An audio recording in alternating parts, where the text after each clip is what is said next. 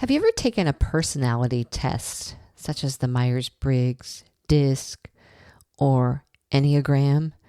Or maybe you remember those years when you had 17 magazine and you took one of those tests inside the magazine. Or nowadays on Facebook, they have similar tests, testing, different quizzes to see where you score. Well, what if you could take one that determined your travel style? I'm Cheryl Esch, your host of Solo Travel Adventures, and in today's episode, we will look at the different styles of travelers out there. And which one are you? Maybe you already have a sense of how you like to travel based on your personality, maybe what you enjoy doing, what your interests are, or your priorities. But we're going to break down, at least these are based on my observations and others as well. But I want to impress upon you first that you may relate to more than one of these styles.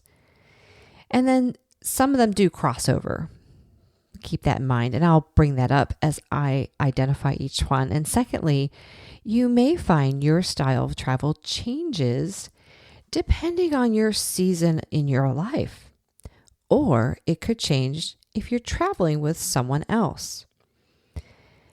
Now, I don't technically have a quiz for you, but these styles are, again, something I've observed and others have also pointed out and identified these types of travelers. So let's dive right in. That first one, I identify with this one, is the budget traveler, or at least I try to in most seasons of my life. So this is a person that will stretch the dollar, and they often give up the comforts for more experiences. They're okay staying in hostels, cheaper hotels, camping, using local transportation, maybe eating street food, or even cooking on their own, all to save money so they can experience maybe more in their travels. And I will, in each travel style, I will also identify maybe some ideal destinations based on that traveler. And most of them, I'm offering a resource as well, which will also be in the show notes. So budget traveler also might be somebody who backpacks, carrying a backpack so they can move around more freely. They might travel by train even because that's less expensive. Or they might camp. Camping is also a budget-friendly way to travel. Some ideal destinations that are kind of fit with a budget traveler mentality is Thailand and Vietnam. And that is, of course, we know that things are less expensive there, so your dollar will go further. Now that resource, this is one I personally use and I love it. It is the Going app. So Going. It used to be called Scott's Cheap Flights, and they send me notices on a daily basis of cheap flights that are out there. You can choose different airports you want them to send notices to you, and they also have an app. Now, in the show notes, I also have a link, which is it is my affiliate link. So feel free to click on that. And there are different levels of membership for that to get those notices. But great. I get enticed by a lot of those emails. So do be careful with that, or you may find yourself booking and not being a budget traveler anymore. So number 2 is the luxury traveler. So this is someone who indulges in comfort, kind of almost the complete opposite of that budget traveler. They're going to have maybe exclusive locations. They're looking at 5-star accommodations, top tier service. These are typically, you'll find a lot of the luxury kind of trips are part of a package. They're like an all-inclusive. It might be an all-inclusive resort or just an all-inclusive package where they have the accommodations and anything else that's needed. And that could be even considered transport might be included in that as well. So you could be a luxury traveler if you want to save up your money, say, for example, maybe, as I said, I'm a budget traveler, but maybe there is this luxury trip that I am dying to go on. And I will admit, one of the recommended places is someplace I want to go. So there may be a time in my life where I will maybe start to just save up so that I can indulge and take this luxury trip. So recommended places if you are a luxury traveler, and there are many, these are just a few, is Dubai, very opulent, and an African safari. There are some that are really luxury, and that is a trip I would love to do. They put you up in these beautiful, whether they're kind of like these lodges or yurts that are luxury yurts, okay? Not these budget or outdoor camping type of feeling, but everything. I've seen some gorgeous pictures, but a resource. And again, there's lots of different luxury travel agents and travel groups, but a main resource that you could check out if this is something you're interested in it's called Luxury Travel Magazine, and they're going to have more resources for you in regards to all things luxury travel. All right, so number 3, adventure traveler. Now, I will have to say, an adventure traveler crosses over the lines of it could either be a budget trip or a luxury trip. And you'll understand in a moment. But an adventure traveler, they are a thrill seeker. They are hiking maybe those rugged landscapes. They thrive in nature. Examples would be maybe a cave exploration like Iceland's glaciers. Other examples, Antarctica. That's a huge adventure trip, but that is on sort of the high end of luxury price tag, but it is an adventure for sure. If you're more into those hikes, Patagonia, places like that are going to also be considered more of that adventure traveler trip. And so the budget on those can fluctuate. It can be, it could be pretty expensive, or it could be on the lower end of a budget. But this person specifically seeks out adventure. All right. Number 4 is your cultural traveler. And this is for those who are drawn to history, art, and the cultural traditions of other countries. They enjoy seeing ancient ruins, going to museums. They are typically history buffs. They will engage with the locals, immersing firsthand. A great way to do that is to do a local walking tour. And so my resource here, if you want to do a local walking tour, there's a great organization. It is Greet Her, and that I'll have that in the show notes. But this is an organization where it's women only. So ladies, you're out there solo traveling and you want to do a walking tour. You want to feel safe, and because sometimes it could just be you and the guide. And so these are just women that do these local walking tours so you can feel more comfortable. So some suggested places that have, well, there are tons that have so much culture out there, but the ones that stand out in my mind is, of course, Italy. So much culture and art, especially art and history there.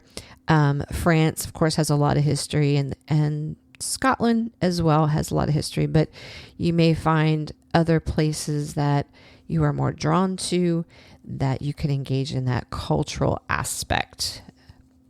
Number 5 is the slow traveler.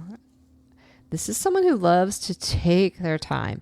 They're going to have extended stays.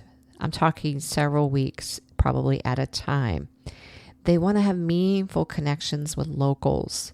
They're likely going to stay among the locals as well. And they're just moving slowly. They're not rushing to go see this site or jetting off and doing tons of things every day.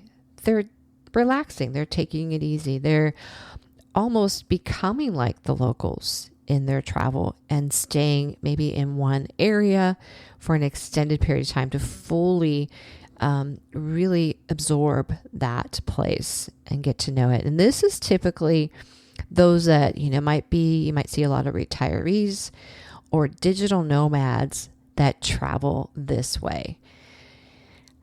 Places that are great for this type of travel, there's many, but one that comes to my mind is the English countryside. I just can imagine, just slowly maybe staying in a B&B possibly, or even renting. Since you're going to have extended stay, you might even just rent a place, a house or apartment, so that you can stay among the locals there.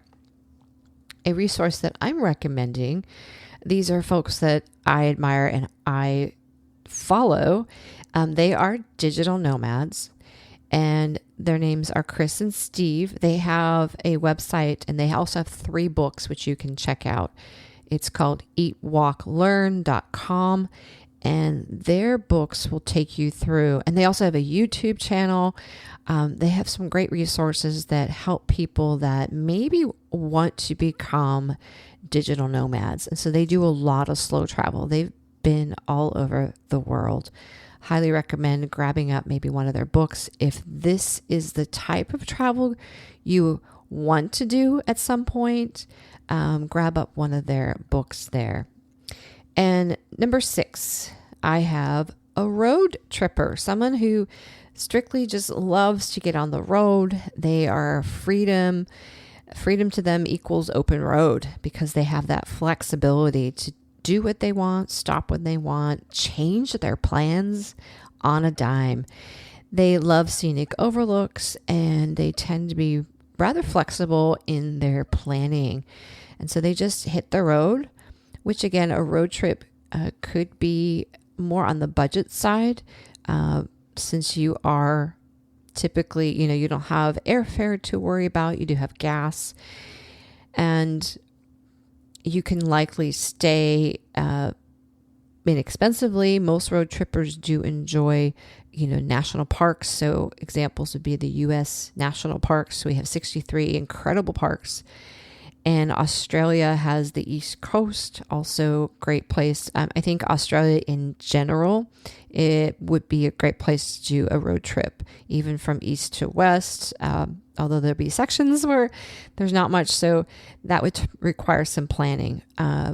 But road trips tend to be more on the budget side, but that also depends on maybe where you go, if you're having to rent a vehicle or using your own. So, but definitely it equals freedom in my mind. A resource, a lady who I did have on previously on my podcast, her name is Beth Bing, and she does road trips exclusively in the US. So she's got some good resources. I will include her information in the show notes as well. So question is, which one are you out of all those that I mentioned? Or do you feel like you are a combination of some, or you ebb and flow, again, like I mentioned, depending on the season of your life? And it doesn't mean, I need to also preface this, that I want you to listen to your personality, your style, your interest,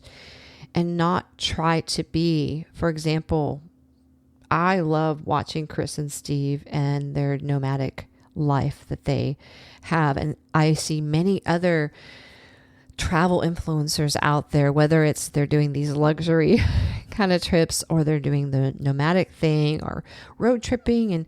And for me, it's all exciting because it's just travel, right? But I have to remind myself that that's them, and that I don't want to try to be like them. I want to be myself. So I'm encouraging you to figure out what fits your personality, your interest best, and let yourself be that type of traveler. Maybe even consider that as you are looking to book your next travels. Keeping that in mind, maybe you truly are a cultural traveler and you just never had the opportunity to do that because maybe you've traveled with other people and there wasn't that freedom or availability to do that. I would encourage you, if that really pulled on your heart and you're like, yeah, that's me, I really like that kind of stuff, then maybe plan your next trip based around that, based around those cultural things. Pick a place that offers a lot of that cultural stuff. And I hope that this helps you fully live into who you are as a person and as a traveler, and try not to be like somebody else. And another example is, if you are not a budget backpacker and you like to have suitcases when you travel, bring everything you want, kind of traveler, that's okay. Be that person. Don't try to get yourself into a mold that's not you. Be that traveler that fits you. I encourage you to, if you have not been following me on Instagram, go ahead and join. It's Solo Travel Adventures 50. And this is where I am posting my adventures, speaking of adventures, because I'm not just a budget traveler, but I do like adventure as well. But these are all local adventures that I'm trying to do. And I'm also trying to keep it fairly inexpensive. So some of these are free events. Nothing so far has cost me more than $50. So kind of keeping it also budget friendly. And these are things that you could even do in your location or near where you live. So just follow me on Instagram there. You could also message me through Instagram. And as I've been saying these past few weeks, I encourage you, maybe you're still stuck on what type of traveler you are. You want to book a call with me and we could even figure that out together. Ladies, go out there and have that adventure and be yourself.